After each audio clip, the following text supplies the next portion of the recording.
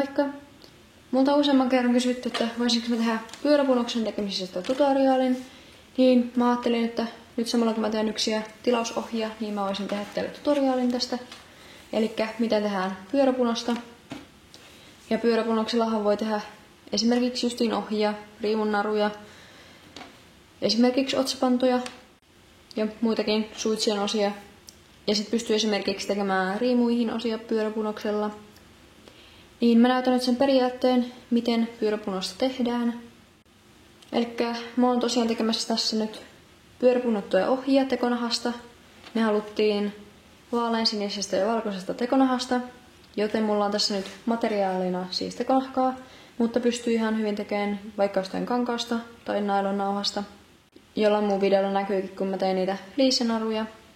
Mutta periaate on tosiaan, vaikka eri materiaalia käyttää, niin periaate on sama. Leveys toki sitten voi vaihdella.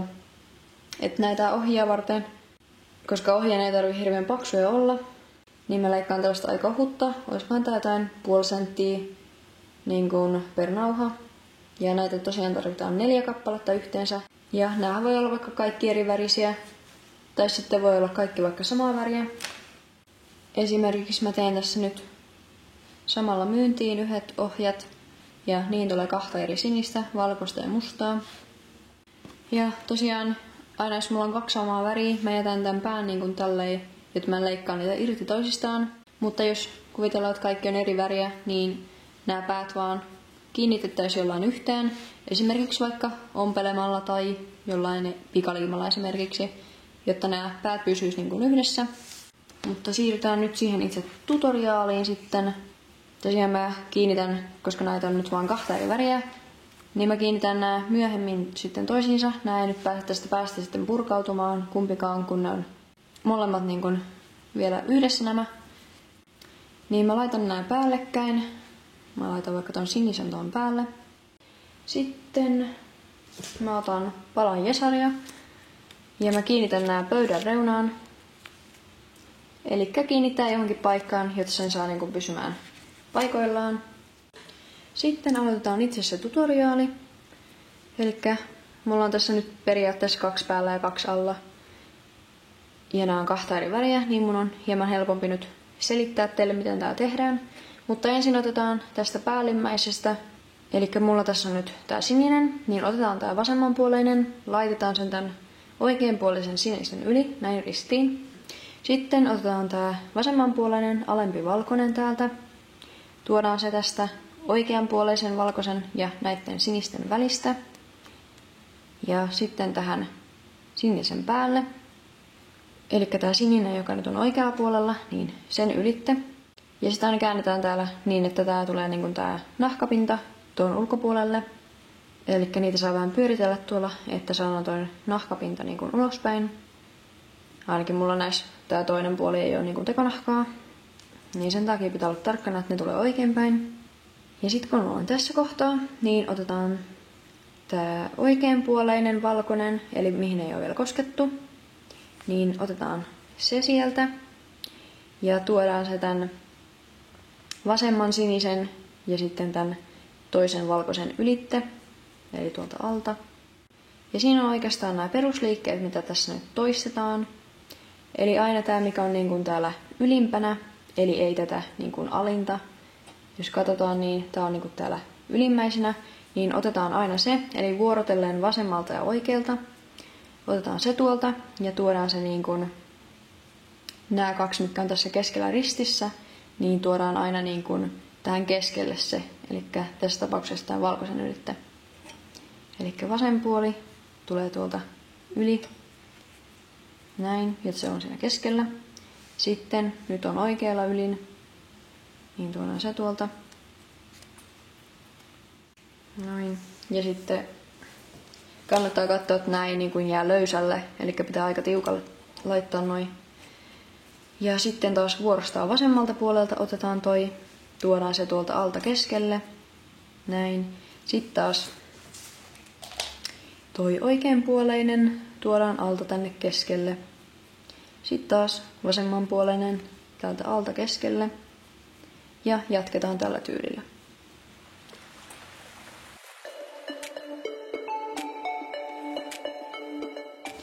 Ja tosiaan varmistellaan, että aina tulee tää niin kuin nahkapinta ylöspäin tässä niin kuin joka puolella. Ettei se jää niin kuin nurinpäin.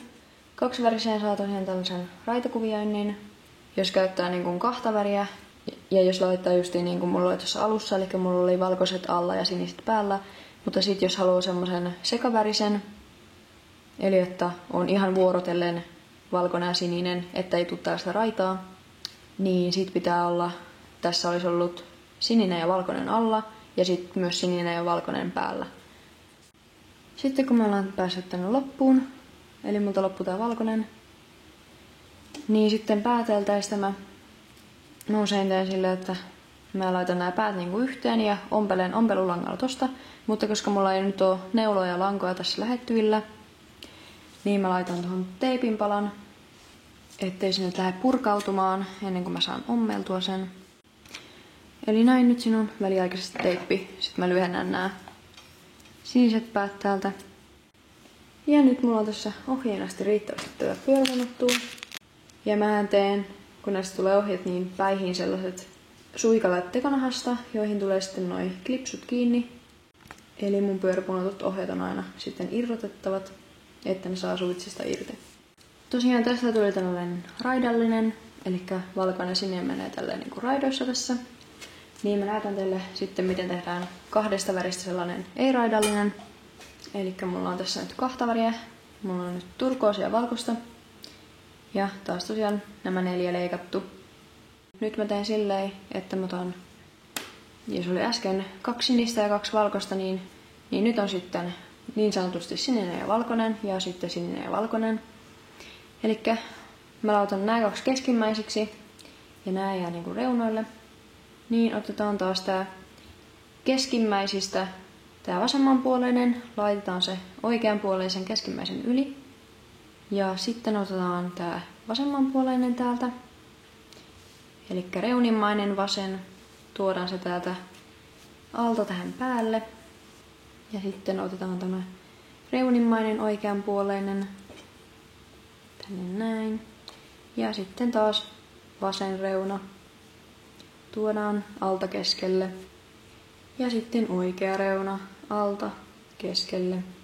Ja taas vasen alta keskelle. Eli tähän keskelle tulee aina nämä niin kuin ristiin. Ja tästä me saadaan tällaista niin sanottua salmiakkikuviota. Eli yhdellä reunalla on turkoosi, sitten on valkoinen ja sitten on taas niin kuin valkoinen ja turkoosi. Kun tässä toisessa tuli tällaista raitaa. Ja tääkin tehdään loppuun ihan tismalla samalla tavalla kuin toi toinen.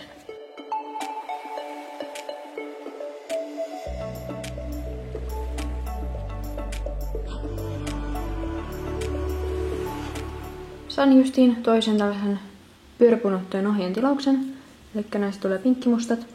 Niin mä näytän nyt vielä eri kuvakulmasta, eli yläviistosta, että miten tätä tehdään. Ja tästä tulee taas sellainen raidallinen, niin mä laitan samat värit, eli nämä keskimmäiset tästä ristiin, eli vasen tulee oikean ylittä. Sitten meillä on niin kuin nyt nuo keskimmäiset ristissä, ja sitten nämä mustat on niin kuin ulkopuolella, niin otetaan tää vasemmanpuoleinen täältä. Ja tuodaan se tosiaan niin kuin täältä ali ja välistä. Katsotaan, että tulee nahkapinta ulkopuolelle. Tuohon noin. Sitten otetaan toi oikeanpuoleinen tuolta. Tuodaan alta. Tuosta välistä tähän keskelle. Ja sitten taas vasemmanpuoleinen.